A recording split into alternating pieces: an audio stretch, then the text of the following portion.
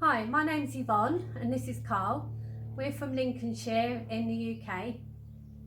And the reason we brought this particular chassis, we were looking for something very different and not the same old. And we came across this on YouTube, and the more we looked into it, the more we liked it. So we decided to buy one. Just a quick update on the progress we've made on the V8 Stealth Beetle project. We started this back in July 19, but we both work full time, and also we decided that it was the kind of project that we really didn't want to rush. So we're taking our time with it and doing everything properly. I'm now going to hand you over to Carl, who's going to go through everything we've done so far and what we've still got left to do. I'm going to start with the shell. It's a 73 1200 model. So it hasn't got the cutouts on the rear quarters, you'll probably notice. And we have got it blasted right back to bare, so you can see how much rust there is. And yes, there is a lot of rust, as you can imagine, on the age of the vehicle. Here you can see the A-pillar. Yes, it still needs finishing, so it does need a little bit more work to do, as does we need to change the inner wing section, the repair section, and also the heater. Moving to the back, we've replaced the rear quarter section and also done all the cuts for the chassis, which hopefully Yvonne can see. Are these the cuts that were shown on the tutorial video? Yes, they were. The rear section, I still need to blank these off and do the exhaust cut. And this section is going to be removable as well, so I've still got to do that section. Again, this is the near side. Replace a bigger section on this one because it did have a real big ding in it, and that's still in progress. Still got a little bit more welding to do.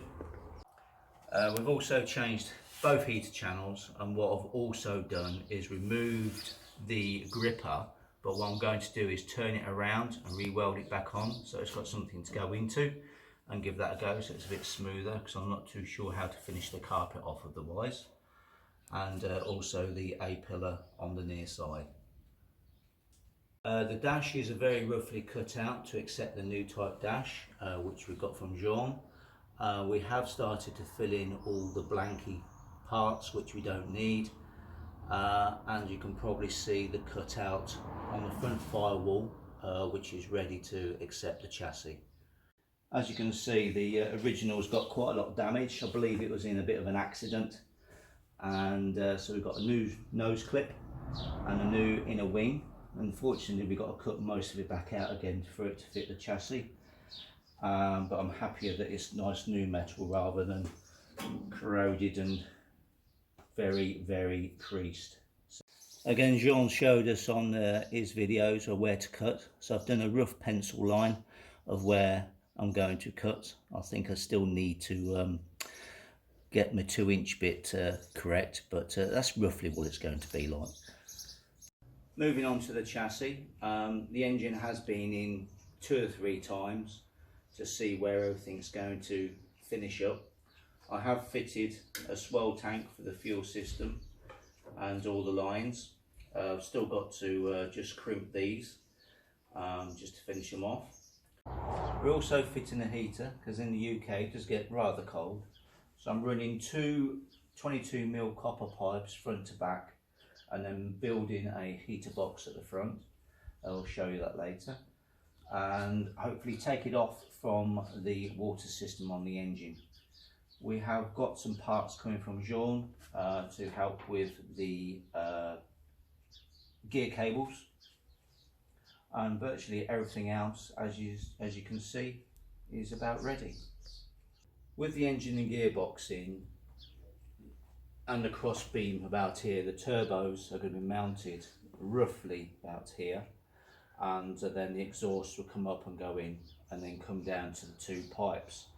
The intercoolers that I'm going to be fitted are actually going to be behind the wheels and inside the wings, so that's going to be a little bit of a challenge to mount them and then protect them from the big wheels that are going to be here. So once the body's on, that'll be my next task. Middle section, as you can see, the handbrake and the gear stick is in with the copper pipes and the heater pipes.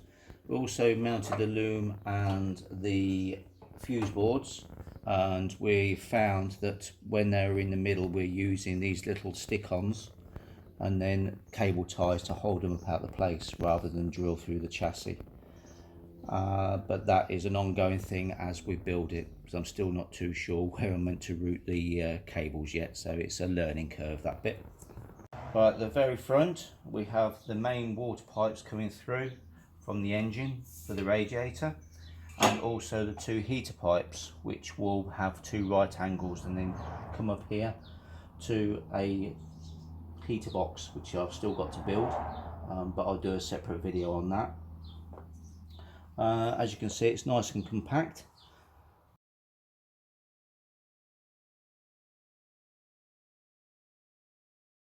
So in summary, when the body is finished with all the cuts and welds, we will try it to make sure it fits properly. Then I can align the intercoolers and turbos, and once I'm happy with that, it'll go away for paint, come back knowing that it will fit and I haven't got to do any more modifications. So that's about it really. So that's where we're up to, about halfway through the build so far. If you have any questions, please don't hesitate to ask.